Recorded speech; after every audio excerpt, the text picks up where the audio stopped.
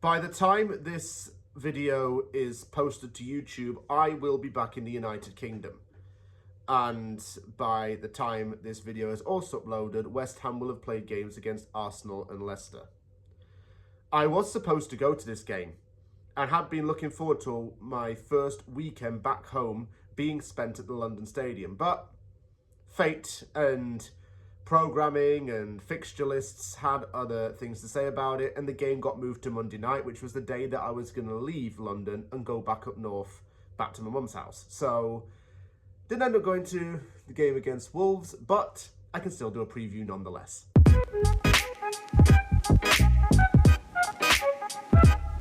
Wolves is a weird one for us, and do you know why? Because we tend to do well against them when we play them at our stadium and seem to be quite confident when we play against them at the London Stadium. But when we go to Molineux, we struggle. Or we have to grind out a win there. I don't understand the logic. Last season was no different. We beat them at the London Stadium fairly comfortably. And then when we beat them at Molineux, it was a bit of a strange one, really, because Max Kilman had a goal disallowed in late stoppage time. And then a few months after that, he left the Black Country and moved over to West Ham. Funny how things work out, isn't it?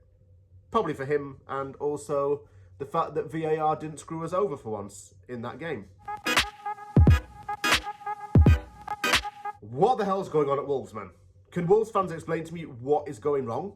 Because you lot were fighting for European contention. You were in Europa League even, under Nuno.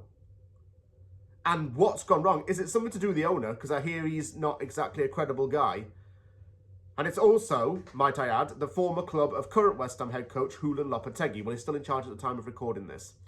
Lopetegui left Wolves because he wasn't promised a reasonable transfer budget. He wasn't promised the money.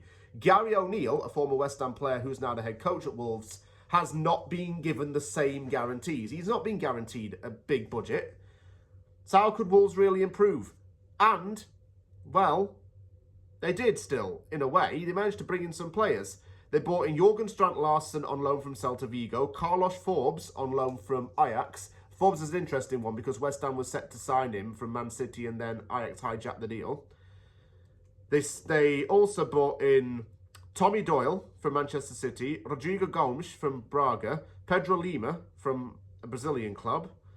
They also signed Andre from Fluminense, a really good central midfielder.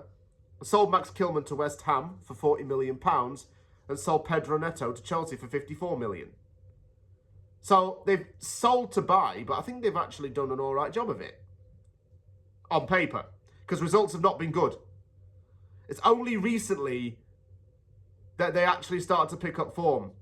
Between October the 26th to November 23rd, they won 2 and drew 2. One of those wins was an emphatic 4-1 away win against Fulham. Prior to that, they'd only had 1 point in 8 games. And the crushing defeats were inflicted on them. A 5-3 loss away at Brentford and an embarrassing 6-2 loss to Chelsea, in which Madueke had a hat-trick. Wolves are in a relegation fight. They've only gotten out of the relegation zone as of late because of a little bit of an upturn in form. I think that consistency created a bit of confidence for them. Still not looking great for them, has to be said. The December fixture list is a little bit more easygoing. Before Christmas, they've got Leicester and Ipswich after West Ham. So they can probably get some points there. But I will end this little section by saying that I've got to credit Gary O'Neill because even though he's had some of the worst circumstances possible in this job, he's still shown he can be quite a good manager. Was Bournemouth's loss at one point, was Wolves' gain, did quite well, and is trying to do what he can under these difficult circumstances and a crappy owner.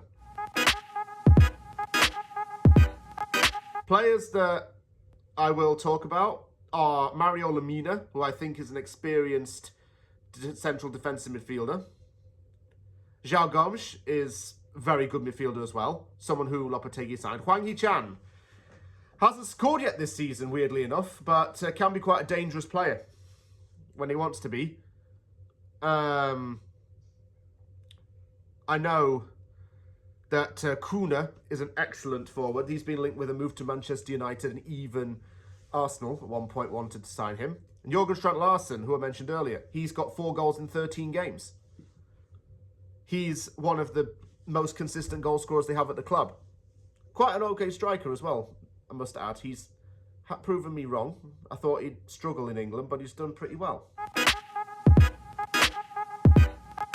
Not going to mention Max Kilman because he already plays for West Ham. Why, oh why, would I ever want to do a video about Wolves without mentioning Brig Brexit Craig Dawson?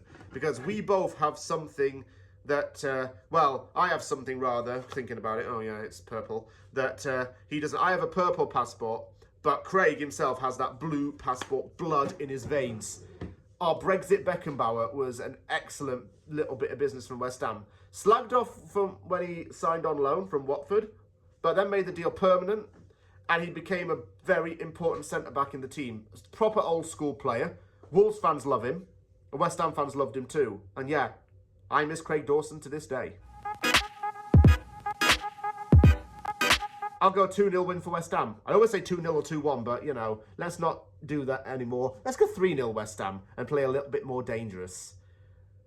It's going to be a Monday night game, and it'll feel a bit weird because I'm going to be watching at 8 p.m. local UK time. I'm used to watching at 12 p.m. my time, so I get to have a quiet evening in watching West Ham, and that's what I'm looking forward to, actually. Watching an actual Premier League game in England on the TV, if my mum does have the channel.